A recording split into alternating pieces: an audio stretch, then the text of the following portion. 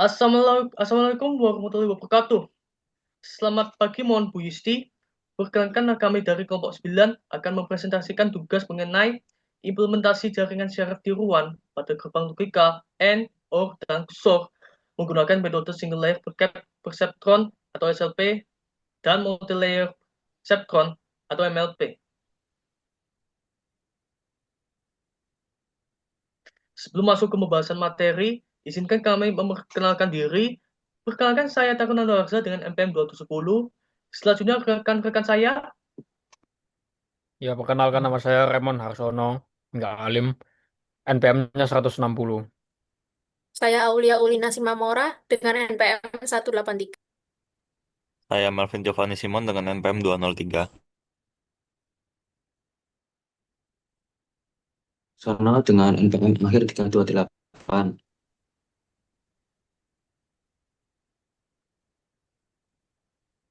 Pada presentasi ini terdapat 5 pembahasan utama. Pertama, definisi umum jaringan syaraf tiruan. Kedua, flowchart training perceptron. Ketiga, implementasi single layer perceptron pada gerbang logika AND dan OR. Keempat, implementasi multi-layer perceptron pada gerbang logika XOR. Dan terakhir, pembuktian hasil menggunakan perhitungan manual di Excel.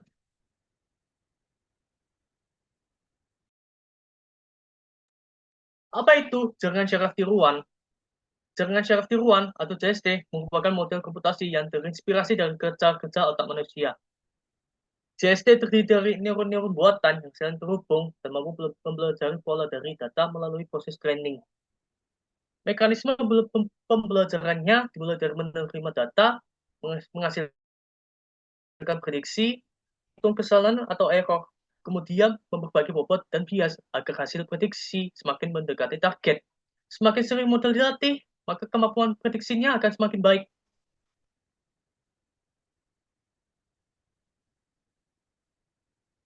Pada slide ini ditunjukkan komponen utama yang terdapat pada jaringan syaraf tiruan. Secara umum, JST terdiri dari neuron, input, bobot, bias, fungsi aktivasi, dan output. Setiap komponen memiliki peran penting dalam proses pengolahan informasi. Bobot berfungsi menentukan seberapa besar pengaruh suatu input, sedangkan bias membantu menggeser batas keputusan agar model lebih fleksibel dalam belajar.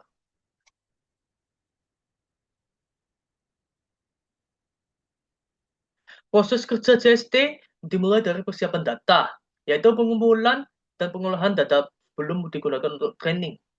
Selanjutnya, dilakukan inisialisasi arsitektur jaringan, termasuk bobot dan bias awal. Data kemudian diproses melalui tahap forward propagation untuk menghasilkan prediksi. Setelah itu dihitung nilai error antara prediksi dan target. Error tersebut digunakan pada proses backpropagation untuk memperbarui bobot dan bias. Langkah ini diulangi berkali-kali hingga model mencapai performa yang diharapkan. Kemudian dilakukan evaluasi dan implementasi pada data baru.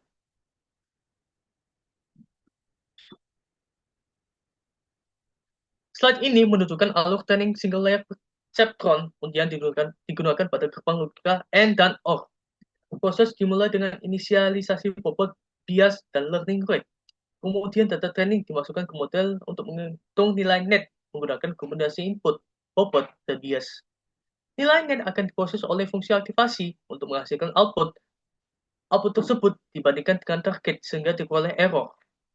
Jika masih terdapat error, maka bobot dan bias diperbarui. Proses ini terus diulang sampai seluruh data dapat diklasifikasikan dengan benar.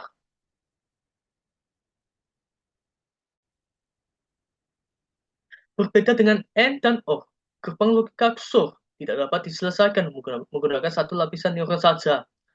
Oleh karena itu, digunakan multi-layer perceptron yang memiliki hidden layer. Pada flowchart ini, terlihat bahwa input diproses terlebih dahulu pada hidden layer untuk menghasilkan representasi fitur yang lebih kompleks. Hasil dari hidden layer kemudian diteruskan ke output layer untuk menghasilkan prediksi akhir. Jika terjadi kesalahan, maka bobot pada hidden layer maupun output layer diperbarui hingga model mampu mengenali pola XOR dengan benar.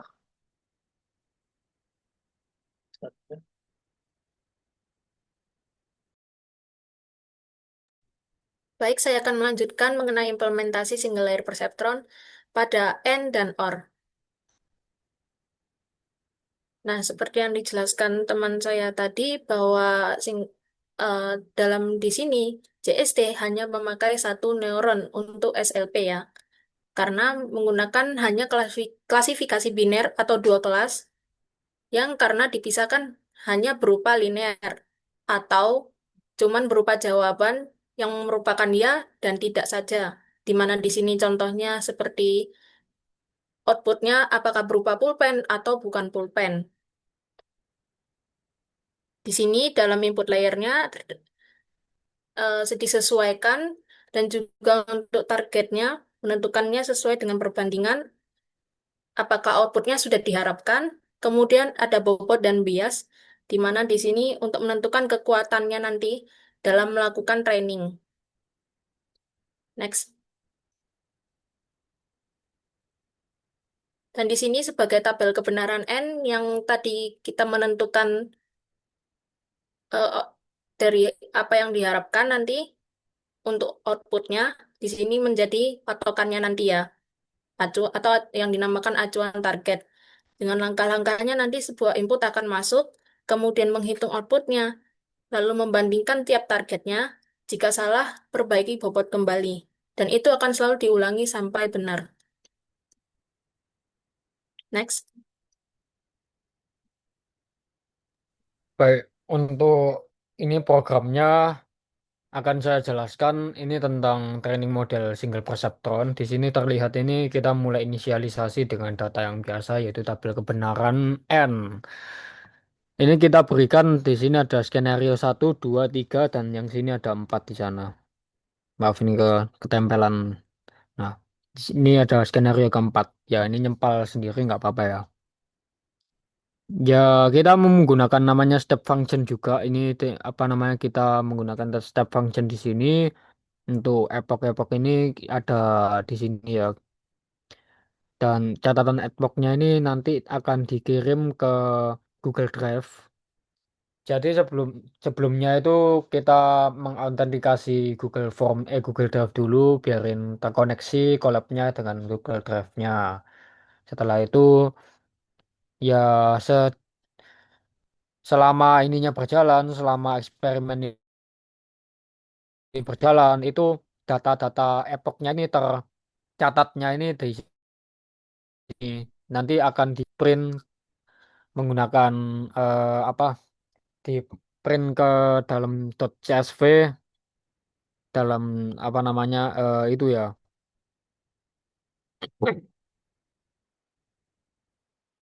dalam format skenario, learning rate, epoch, tolerance, weight, bias, dan status.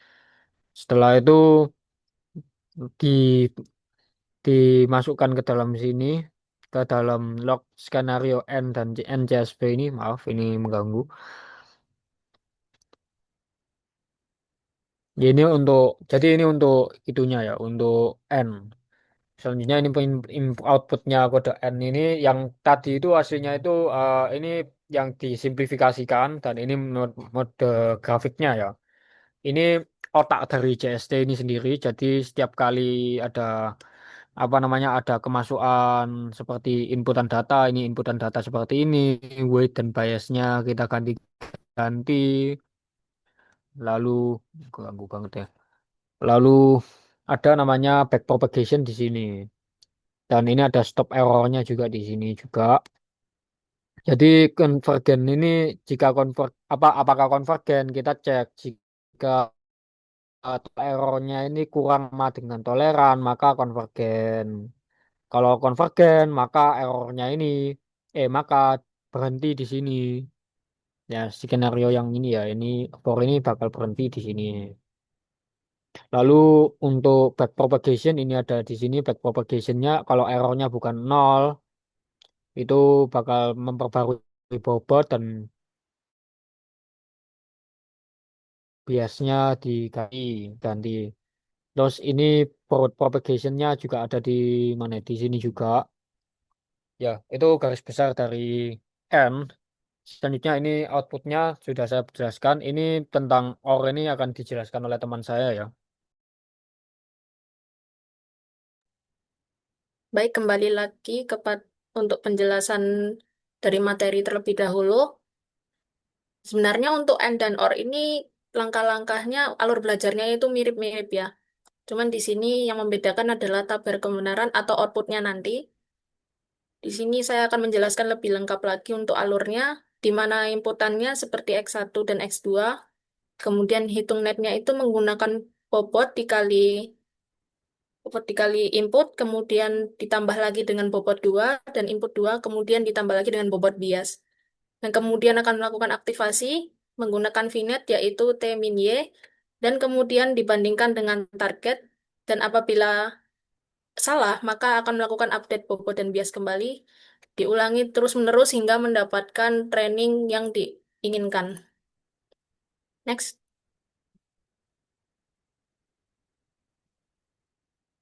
Salah. Baik, kembali ke saya. Ini adalah kode untuk OR ya.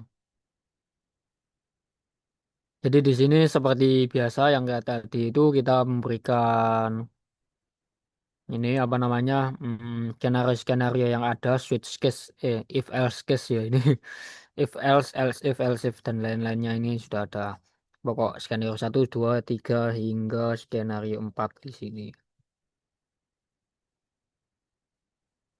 Sama seperti tadi, sama seperti yang dijelaskan oleh teman saya, alur belajarnya ini nggak jauh beda dengan N. Dan bisa diomong hampir sama juga. Jadi inputan data dan lain-lainnya ini juga ada di sini. Input data, habis gitu ngurus apa netnya kayak apa, yes step functionnya gimana, terus menghitung error, total errornya apa, terus ada back propagation di sini, lalu ada pencatatan data.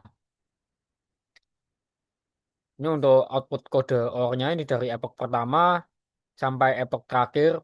Jadi untuk mengklarifikasi kode grafiknya nggak saya masukkan karena saya masukkan ini inti dari itunya doang ya, inti dari otak JST-nya doang. Ini adalah output kode OR-nya ya. Dari kelihatan di sini ini sudah terpisah oleh satu garis linear dan di sini terlihat kurva pembelajarannya konvergen. Oke, selanjutnya ini akan dijelaskan oleh teman saya.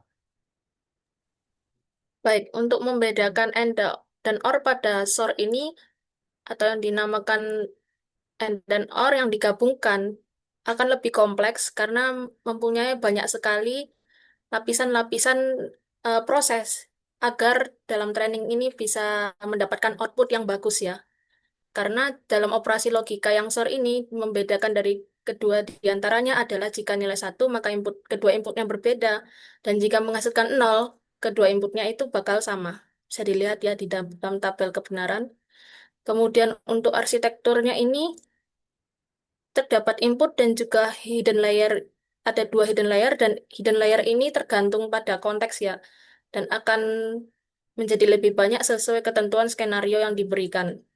Dan setiap neuron-neuron ada mengandung bobot dan bobot bias sendiri. Nah, yang membedakan itu pada hidden layer-nya ini yang sangat banyak, sehingga prosesnya nanti akan mendapatkan nilai terbaik. Karena di sini kita melihat hitung netnya itu ada di hidden-nya, kemudian perlu diaktifasi juga ya hidden-nya. Kemudian untuk hitung net di output, kemudian aktivasi, dan bandingkan dengan targetnya apakah sudah benar atau belum. Dan jika salah, update bobot dan bias di sini back propagation akan terjadi ya, dan juga seterusnya sampai dilakukan untuk pengulangan apakah masih ada error hingga mendekati konvergen atau tidak ada error. Mohon maaf saya tadi lihat page yang salah. Di sini untuk pengertian terlebih dahulu dari implementasi multi-layer yang membedakan single layer adalah pada hubungan non-layernya.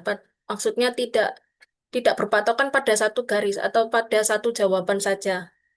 Konsep konsepnya ini dilakukan untuk mempelajari di setiap neuron, di setiap layer, sehingga bisa membuat pola yang kompleks dan tidak hanya sekali, seperti pada perseptron sederhana. Strukturnya sendiri itu ada input layer, yaitu lapisan pertama yang mirip dari AND dan OR tadi. Kemudian yang membedakan di sini adalah lapisan tersembunyinya, di mana fitur-fitur kompleksnya mulai dipelajari. Dan kemudian terakhir adalah output layer yang menghasilkan prediksi yang lebih akurat. Next. Nah, ini yang sudah saya jelaskan tadi untuk tabel kebenarannya sebagai patokan atau target yang nanti menjadi sebuah hasil yang akurat. Oke, next.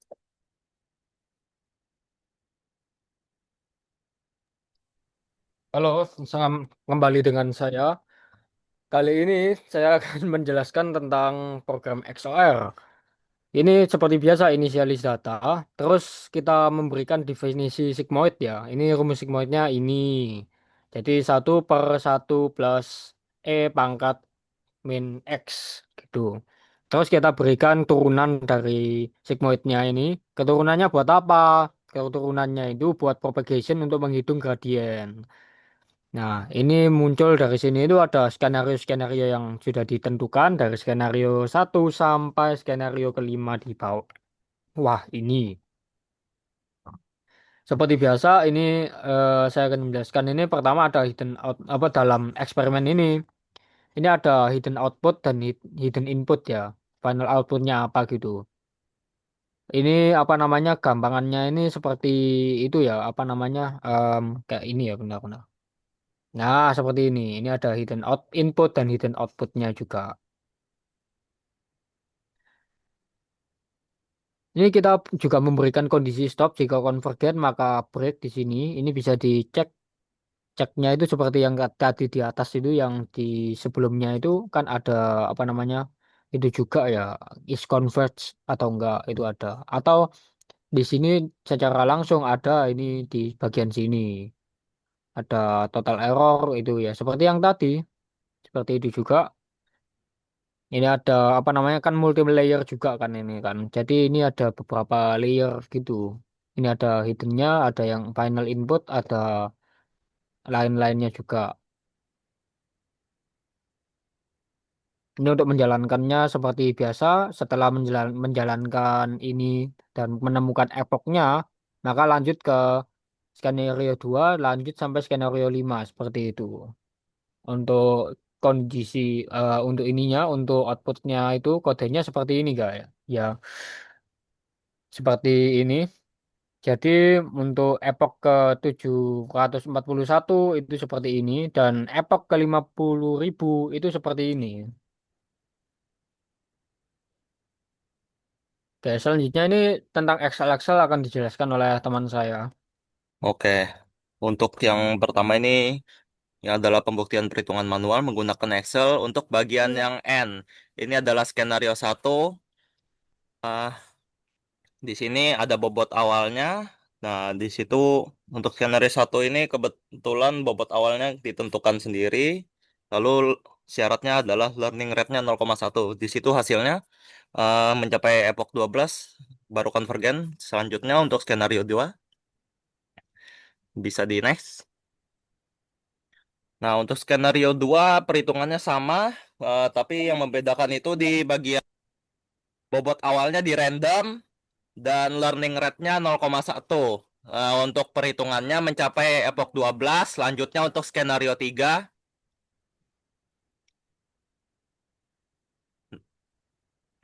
Di sini skenario 3 bobot random bobot awalnya di random tapi berkisar antara -1 sampai dengan 1 dengan learning rate 0,1. Di sini epochnya mencapai 12 ya. Selanjutnya untuk skenario yang keempat ada 4 skenario yang beranak. Jadi di sini saya buat 4.1. Untuk yang 4.1 ini bobot awalnya ditentukan dan learning rate-nya 0,01. Di sini epochnya mencapai 101 baru konvergen. Next.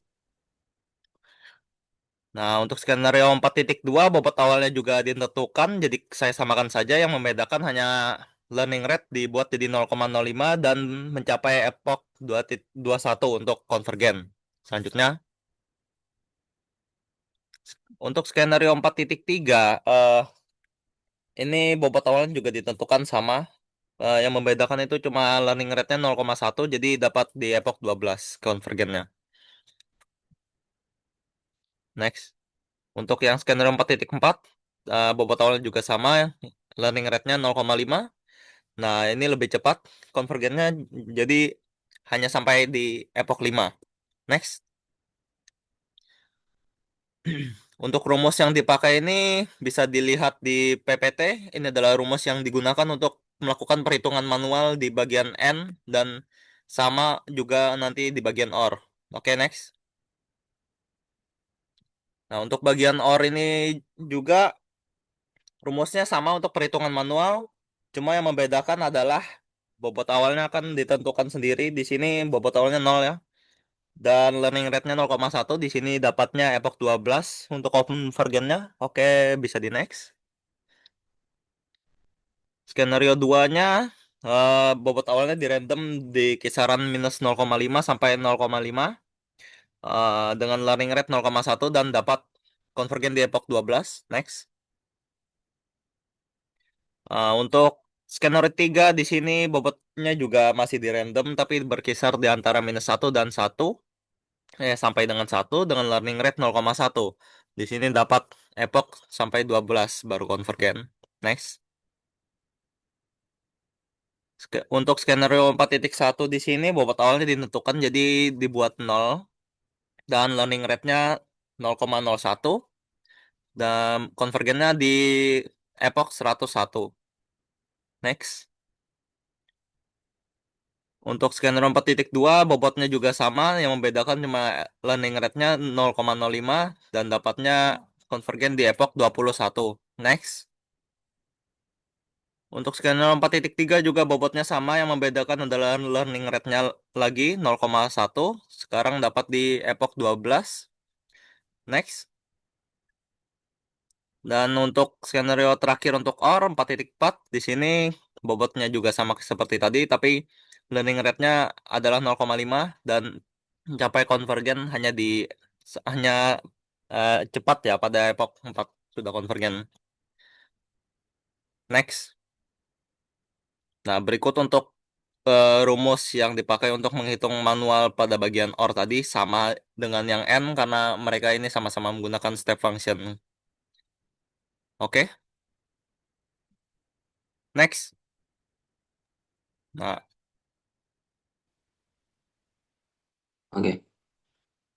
Selanjutnya, untuk pembuktian perhitungan manual menggunakan Excel pada XOR, untuk pertama dengan skenario pertama itu bobot awalnya ditentukan dengan learning rate-nya itu 0,1. Hasil perhitungannya itu di- dihitung hanya sampai epoch kedua dikarenakan mengambil hasil dari box pertama itu digunakan untuk hasil perhitungan epoch pertama digunakan untuk perhitungan epoch kedua dan selanjutnya. Oke, bisa di next.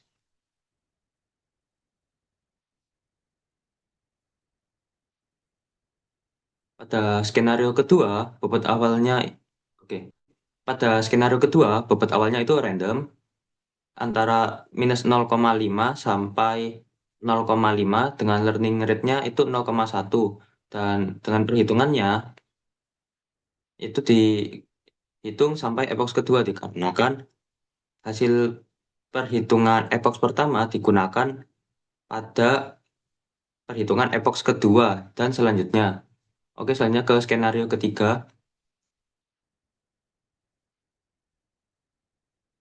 Next.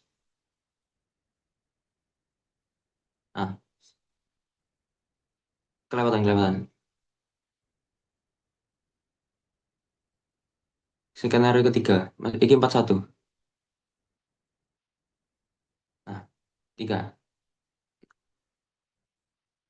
Oke, untuk selanjutnya skenario ketiga, yaitu skenario ketiga ini untuk bobot awalnya itu random antara minus 1 sama dengan 1.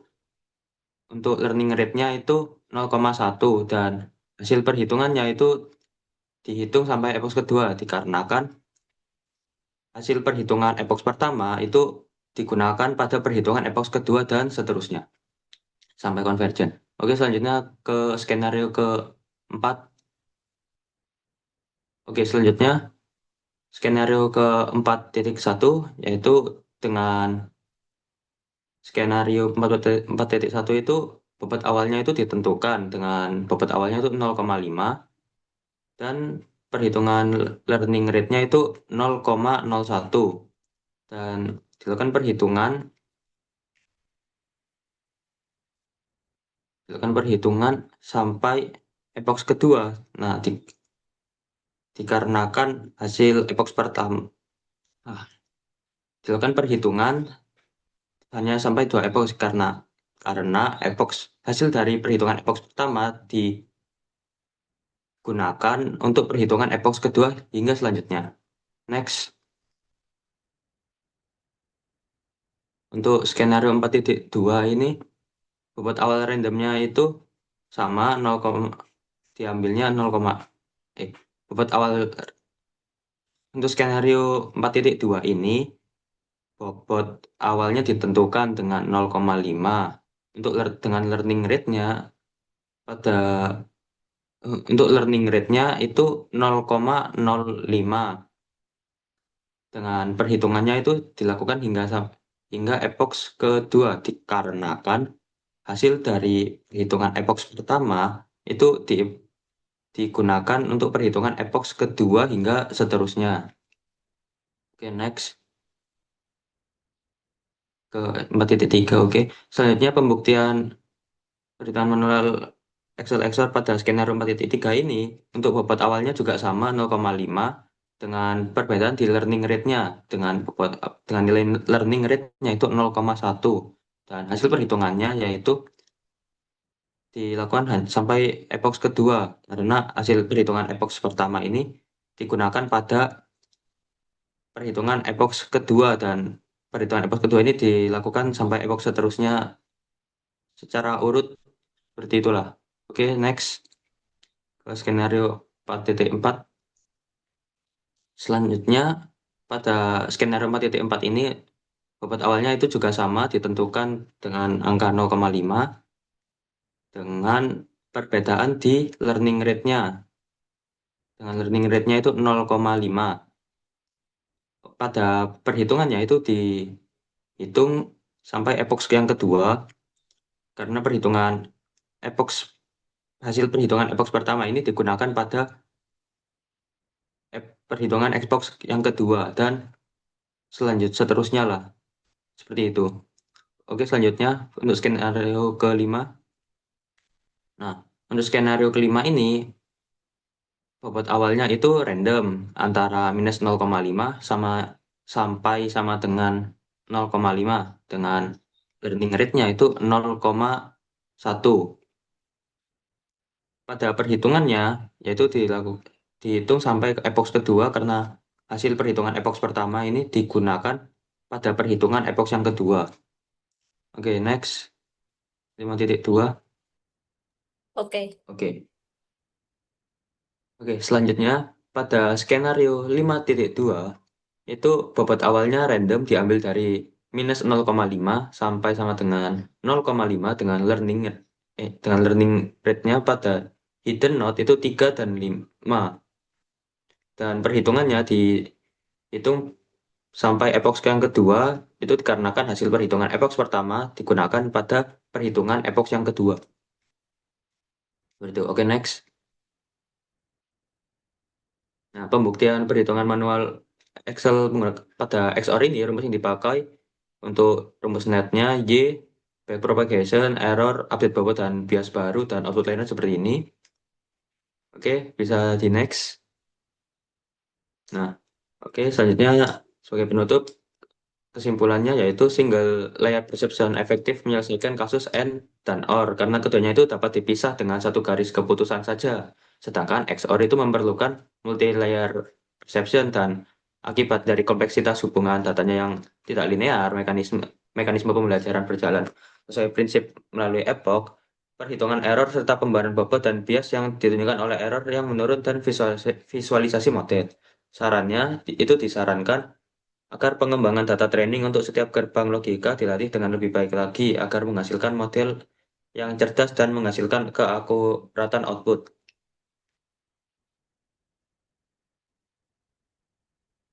Oke. Terima kasih. Sekian dari kelompok 9. Kurang lebihnya apabila ada salah kata, kami mohon maaf. Wassalamualaikum warahmatullahi wabarakatuh.